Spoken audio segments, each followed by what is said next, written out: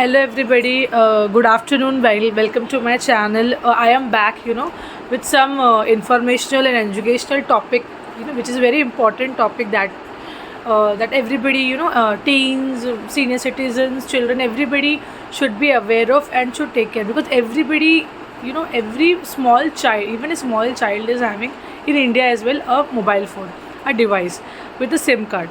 So I will talk about a new kind of fraud, which is a SIM swap fraud. While reading the headlines and while going through the newspaper, I have come across 2-3 fraud cases. Recently, there was one man in Pune who was duped of around 1 lakh rupees due to this fraud. And also, 2 years back in Khar, in Mumbai Khar itself, there was a businessman, who was tricked and who was duped of 1 crore rupees. So actually this kind of frauds are happening. Initially people, like a lot of people are not aware of. I'm very sure the people who is observing or viewing this video, many of you would have heard about it, and for somebody it would be completely new. तो ये SIM swap fraud क्या होता है? SIM swap fraud में क्या होता है कि कोई जो फ्रॉडस्टर होता है वो आपका जो पर्सनल डिटेल्स होता है, तो आपका जो पर्सनल डिटेल्स आजकल सोशल मीडिया पे सबके पास सब अपना पर्सनल डिटेल्स अपलोड करते हैं, like name, address, favourite pet, favourite house, family members को टैग करते हैं. तो and normally people tend to keep a password. जो आपका पासवर्ड भी होता है वो नॉर्मली यही कॉम्बिनेशन का होता है, जो क्योंकि वो आपको याद होना चाहिए. सो जो फ्रॉडस्टर्स होते हैं वो क्या करते थे, normally they scan your social media profile. वो आपकी सोशल मीडिया प्रोफाइल को ही स्कैन करते हैं. तो सबसे पहले वो डेटा हार्वेस्ट करते टू अंडरस्टैंड कि कैसे आपको टारगेट किया जाए. अब उसके पास आपके पर्सनल डिटेल हो सकता है, आपने कहीं अपने KYC डॉक्यूमेंट अपलोड किए हो, और इन केस ऑफ सब ब्रीच हो, वेबसाइट अगर कॉम्प्रोमाइज़ हुआ है, सो आपका KYC डॉक्यूमेंट भी, आधार कार्ड, पैन कार्ड नंबर भी उसके पास है. अब वो फ्रॉडस्टर क्या करता है, मोबाइल ऑपरेटर को कॉल करता है, बोलता है कि मेरा दूसरे नंबर से कॉल करता है या सेम नंबर से कॉल करता है, बोलता है कि मेरा मोबाइल गुम गया है करके, खो गया है, या कुछ एरर आ गया है, सो आप मुझे एक नया सिम जारी करिए और ये सिम डैमेज हो गया, इसके लिए इसको बंद कर दीजिए. अब मोबाइल ऑपरेटर क्या करता है कि ओके, वेरीफाई करने के लिए सारे पर्सनल डिटेल्स है उसके पास, आपका मेडन नेम क्या है, आपका जो भी आप सीक्रेट क्वेश्चंस रखते हैं सब उसके पास है. तो अब क्या होता है, एक नया सिम जारी हो जाता है. और ये अटैक नॉर्मली वीकेंड्स पे होता है, सैटरडे संडे, जब लोग ज़्यादा अपने मोबाइल पे ध्यान नहीं देते एंड अपने फैमिली में, आउटिंग में, वेकेशन में बिजी होते हैं, या कोई पब्लिक हॉलीडे, जब भी लोग का ज़्यादा ध्यान ना हो अपने मोबाइल पे, उस टाइम इसे टारगेट किया जाता है, इस टाइप ऑफ फ्रॉड. अब क्या होता है, वो सिम कार्ड फ्रॉडस्टर ने अपने मोबाइल में डाला और अब वो एक्टिवेट हो गया. आपके मोबाइल में सिग्नल नहीं है, तो आप सोचोगे कि ओके कुछ नेटवर्क प्रॉब्लम हुआ होगा, इसलिए सिग्नल मेरे मोबाइल में नहीं है, इस वजह से आप उसको इग्नोर करते हो एंड यू ऑफकोर्स अगर आप कुछ बाहर गए हो तो आप उस पर बिज़ी हो जाते हो. अब जब तक आप एक दिन बाद रियलाइज़ करो, मोबाइल ऑपरेटर को कॉल करो कि मेरा मोबाइल नहीं चल रहा था, तो वो पता चलता है कि आपका मोबाइल तो ऑलरेडी नया सिम जारी हुआ है और आपने मुझे कॉल किया था कि इसे बंद करें. तो कोई फ्रॉड का पता चलता है, और हो सकता है तब तक ट्रांजैक्शंस, कोई फाइनेंशियल ट्रांजैक्शन भी हो चुका हो, बिकॉज कि अगर अगर आपका पासवर्ड बहुत इजी है, तो वो कॉम्बिनेशन में आपके बैंकिंग डिटेल्स का पासवर्ड उसे लॉगिन करने के लिए फ्रॉडस्टर के पास रहता है. उसके बाद जो OTP आता है, सेकेंड फैक्टर, वो भी उसी मोबाइल पे जाता है क्योंकि नया सिम उसके पास है.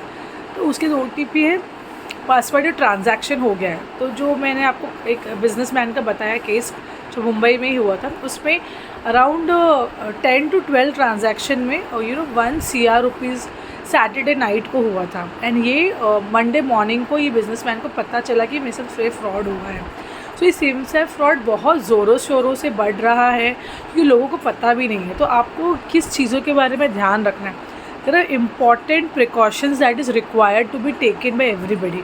विजिलेंट रहिए, आपको होशियार रहना है कि अगर आपको अगर मोबाइल में अगर आपके नहीं है सिग्नल 1 से 2 घंटे में, बिकॉज आजकल कैसा है, मेट्रो सिटीज़ हो, विलेज हो, आजकल हर जगह नेटवर्क है. बहुत रेयरली सिचुएशन अब होता है कि नेटवर्क नहीं है 2 घंटा, 4 घंटा, 5 घंटा, अनलेस एंड अनटिल बहुत बड़ा कोई आउटेज ना हुआ हो.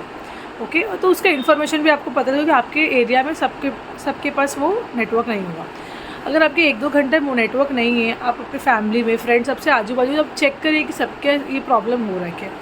और ये 2-3 घंटे से ज़्यादा है तो इमीडिएटली मोबाइल ऑपरेटर को कॉल करिए और चेक करिए कि इस टाइप का किसी ने सिम जारी तो नहीं करवाया है या क्या प्रॉब्लम है।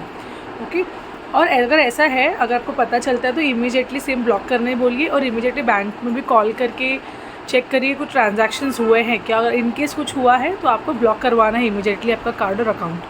ओके, सेकेंड है अपने पासवर्ड कॉम्प्लेक्स रखिए, छोटा सा पासवर्ड नहीं रखना है, 10 to 12 कैरेक्टर्स का कॉम्प्लेक्स, स्पेशल कैरेक्टर्स सब यूज़ के कॉम्प्लेक्स पासवर्ड रखना है। जिस भी आप जो भी आपका ऑनलाइन अकाउंट है, मोबाइल में है या वेबसाइट पे है, सब जगह 2 फैक्टर ऑथेंटिकेशन आपको एनेबल करना है। जो भी प्राइवेसी सेटिंग्स आपके प्रोफाइल्स में होते हैं, प्राइवेसी सेटिंग्स को भी एनेबल करना है आपको। ओके, और सबसे इम्पॉर्टेंट है कि कोई भी कॉल करके अगर आपको पर्सनल डिटेल्स मांगता है तो आपको ये अपनी personal details like pin number, passwords, आपके credit card number, debit card का नंबर, ये कभी कोई आपको फ़ोन पे मांगेगा नहीं, कोई जेन्युइन पर्सन, तो आपको ये नहीं शेयर करना है करके। और अगर इनकेस अगर कुछ बाय चांस अगर कोई विक्टिम हो जाता है फ्रॉड का, तो इमीडिएटली आपको national cyber security reporting portal है अपने इंडियन गवर्नमेंट का, जाके वहाँ पे रिपोर्ट करना है www.cybercrime.gov.in, और else you can dial the helpline number that is 1930। तो आपको इमीडिएटली ये इन्फॉर्म करना है। आप पुलिस स्टेशन में भी इन्फॉर्म कर सकते हैं। सो आप विजिलेंट रहिए, be a very smart person, be a very cyber smart person. और ये इन्फॉर्मेशन आप तक ही नहीं है, आप खुद भी एजुकेट हुई है अपने फैमिली में, mother, father, grand mother, grand children, मतलब ये सबके लिए, कोई भी इसका शिकार हो सकता है, इसका कोई एज कैटेगरी या जेंडर नहीं है।